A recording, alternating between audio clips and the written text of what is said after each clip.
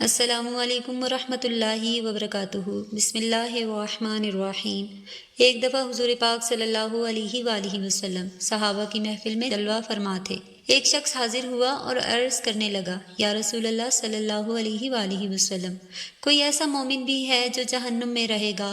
حضور پاک نے فرمایا، ہاں، ایک شخص ایسا ہوگا جو جہنم کی گہرائی میں 1000 سال رہے گا اور مسلسل اونچی آواز سے پکارتا رہے گا، یا حنان یا منان۔ ایک دن وہ اس قدر اونچی آواز میں پکارے گا، یا حنان یا منان، کہ جبرائیل امین علیہ السلام جہنم کے قریب سے گزرتے ہوئے اسے سن لیں گے۔ حضرت جبرائیل علیہ السلام حیران ہوں گے کہ یہ کیسی عجیب بات ہے کہ کوئی مسلسل یا حنان یا منان پکار رہا ہے۔ حضرت جبرائیل اللہ کے عرش کے سامنے حاضر ہوں گے اور سجدے میں سر رکھ کر خدا کی تسبیح بیان کریں گے۔ اللہ فرمائے گا، اے جبرائیل سر اٹھاؤ۔ جیسے ہی حضرت جبرائیل امین سر اٹھائیں گے، اللہ پاک فرمائے گا، بتاؤ جبرائیل کیا عجیب دیکھا آج تم نے؟ حضرت جبرائیل عرض کریں گے، اے ہمارے رب، میں نے جہنم سے آتی ہوئی ایک آواز سنی جو کہ گہرے گڑھے سے لگ رہی تھی۔ کوئی پکار رہا تھا، یا حنان یا منان۔ اللہ فرمائے گا، جبرائیل جہنم کے دروغے مالک کے پاس جاؤ اور اسے کہو کہ جو بندہ یا حنان یا منان کی صدا لگا رہا ہے اسے جہنم سے نکال کر تمہارے حوالے کر دے اور پھر اسے تم میرے پاس لے آؤ۔ حضرت جبرائیل علیہ السلام جہنم کے دروازے پر تشریف لے گئے اور دروازے پر دستک دی۔ حضرت مالک آئے۔ حضرت جبرائیل امین نے انہیں اللہ کا پیغام سنایا۔ حکم سن کر حضرت مالک علیہ السلام جہنم کے اندر جائیں گے۔ ہمارے پیارے آقا صلی اللہ علیہ وآلہ وسلم نے فرمایا، جیسے ماں اپنے بچوں کو پہچانتی ہے، بالکل اسی طرح حضرت مالک ایسے ہی جہنمی کو پہچانتے ہیں۔ اس کے باوجود آپ یا حنان یا منان کہنے والے شخص کو تلاش نہیں کر پائیں گے، باہر تشریف لائیں گے۔ حضرت جبرائیل سے عرض کریں گے، اے جبرائیل جہنم نے گہرا سانس لیا ہے، اسی لیے کون سی چیز پتھر ہے، کون سی چیز لوہا اور کون انسان ہے، اس کی پہچان نہیں ہو رہی۔ حضرت جبرائیل امین پھر اللہ کی بارگاہ میں سجدہ کریں گے۔ اللہ پاک ارشاد فرمائے گا، اے جبرائیل سر اٹھاؤ، تم یا حنان یا منان کہنے والے کو کیوں نہیں لائے؟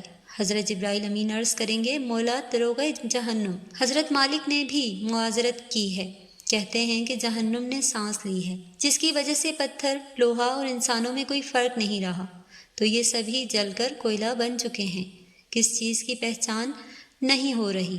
اللہ پاک فرمائے گا، جبرائیل مالک سے کہو، میرا فلاں بندہ فلاں جہنم کے گھڑے میں فلاں کونے میں اس حالت میں پڑا ہوا ہے۔ حضرت جبرائیل جہنم کے دروازے پر جائیں گے اور حضرت مالک کو یا حنان یا منان پکارنے والے کا پتہ بتائیں گے۔ حضرت مالک جہنم کے اندر جائیں گے اور دیکھیں گے کہ ایک شخص ہے، اس کے پاؤں میں اس کی پیشانی کے ساتھ اور ہاتھ گردن کے ساتھ بندھے ہوئے ہیں اور جہنم کے سانپ بچھو اس کے ساتھ لپٹے ہوئے ہیں۔ حضرت مالک اس کی زنجیریں توڑ دیں گے اور جہنم سے نکال کر حضرت جبرائیل علیہ السلام کے حوالے کریں گے۔ حضرت جبرائیل اسے عرش الہی کے سامنے لے کر حاضر ہوں گے، سر سجدے میں رکھیں گے۔ اللہ پاک فرمائے گا، اے جبرائیل سر اٹھاؤ۔ حضرت جبرائیل علیہ السلام سر اٹھائیں گے۔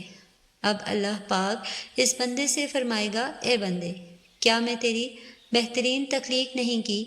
کیا میں نے تیری طرف رسول نہیں بھیجے تھے؟ کیا ان رسولوں نے تمہیں میری کتاب نہیں سنائی تھی؟ کیا میرے رسولوں نے تجھے نیکی کا حکم نہیں دیا تھا؟ تجھے برائی سے منع نہیں کیا گیا تھا؟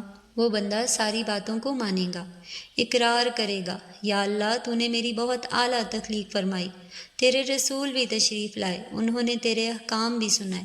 اللہ پاک فرمائے گا، پھر تو نے فلاں فلاں گناہ کیوں کیے؟ وہ عرض کرے گا، یا اللہ میں نے اپنی جان پر ظلم کیا، جس کی سزا مجھے جہنم میں ڈال دیا گیا۔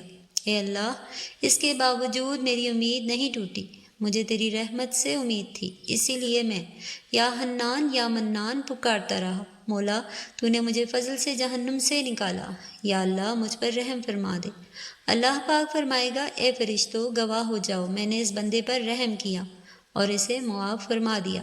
آئیے ناظرین، سب اپنا اپنا محاسبہ کرتے ہیں۔ کیا ہم میں سے کوئی ایسا ہے جو کہہ سکے کہ میں اپنے اعمال کا حساب دے سکتا ہوں؟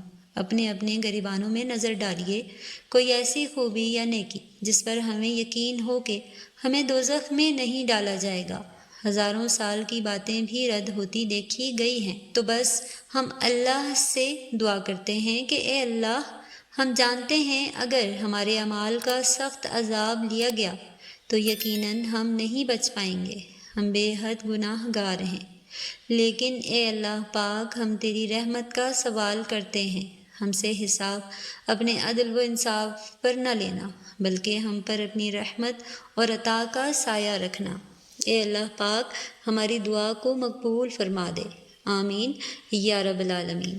ناظرین، کمنٹ باکس میں آئیے اور آمین ضرور لکھیے، نہ جانے کس کے آمین سے ہماری دعائیں قبول ہو جائیں۔ کمنٹ باکس میں ایک بار صلی اللہ علیہ وآلہ وسلم بھی ضرور ٹائپ کریں۔ شکریہ۔ اللہ حافظ۔